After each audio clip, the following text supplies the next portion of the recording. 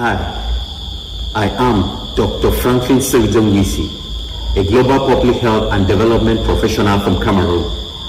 It is truly an honor to share the main takeaways of the One Young World Academy series on official development assistance, that is ODA, sponsored by the Bill and Melinda Gates Foundation, and why it is crucial for youth to become influential voices in global development.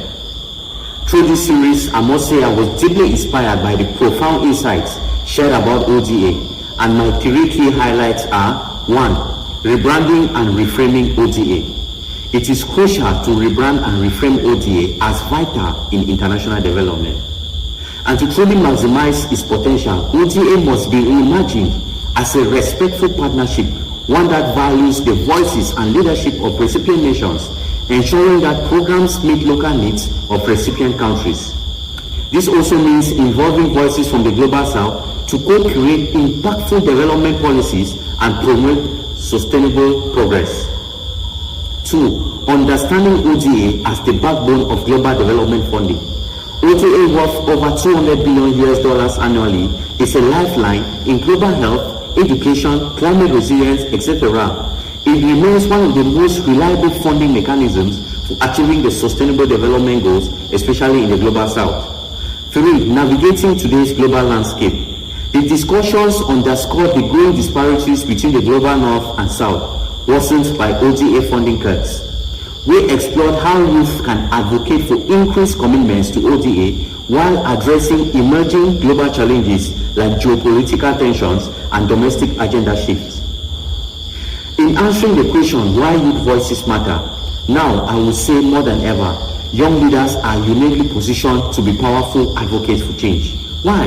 Because they bring fresh perspectives, energy, and they have the ability to hold governments accountable for delivering on their ODA commitments. For example, despite the global agreement in 1970 to allocate 0.7% of their gross national income to ODA, only 5 countries have achieved this target by 2024. This gap affects millions of people, threatening critical progress on maternal and child health, epidemic responses, education, and climate action. Also, youth voices are essential to reignite interest in ODA and ensure that ODA is prioritized and put on the new reality of the present socio-political economy of the world community.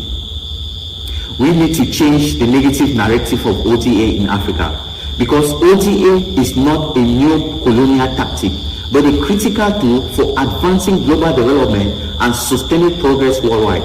It embodies solidarity, bridging resource gaps to support health, education, and infrastructure in low and middle income countries, particularly in Africa. While acknowledging historical complexities of foreign aid, today's ODA focuses on empowering nations to achieve what I would term the new global order of ODA. This new global order of ODA should have a framework dubbed 𝒉𝒊, which as an organizing perspective will mean 1.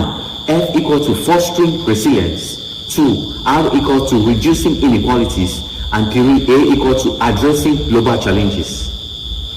Personally, in my career, I have had the privilege of promoting global development through many initiatives, and an example of such is the Switchpoint Future League.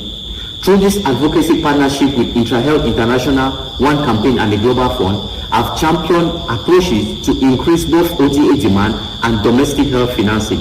For instance, I've collaborated with high-level stakeholders to advocate for equitable health funding in Africa through my series of documentary videos done under the Switchpoint Future League advocacy.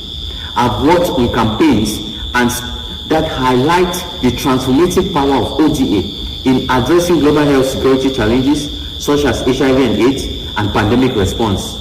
I've also led efforts to engage communities in Cameroon and other African countries, demonstrating the life-changing impact of these funds in hard-to-reach areas.